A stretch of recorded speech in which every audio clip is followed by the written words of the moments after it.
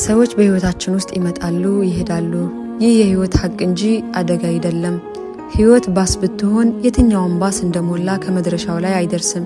በየፌርማታው ሰው ያስወጣል፣ በየፌርማታው ሰው ያስገባል። ህይወትም ልክ እንደ ባስ ከብዙ ሰው ጋር በብዙ የህይወት መንገድ ታገናኘናለች።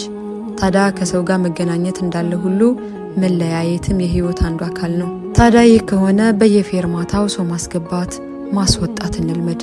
መድረሻቸው በደረሰ ቁጥር ልባችን አይሰበር። የመውረጃ ፌርማታው ላይ የደረሰን ሰው በየትኛውም ጨዋታና ቀልድ አብሮን እንዲሄድ ማድረግ እንደማንችለው ሊሄድ ያለንን ሰው አትሄድ ቅር ማለት ትርፉ ከንቱ ድካም ነው። ሹፌሩ አንዱ ወርዶ ሌላኛውን አላስገባም እንደማይለው ሁሉ እኛም አንድ ሰው ሂዷል ብለን በራችንን መዝጋት ተገቢ አይደለም። የህይወታችን ሹፌር እኛ ነን።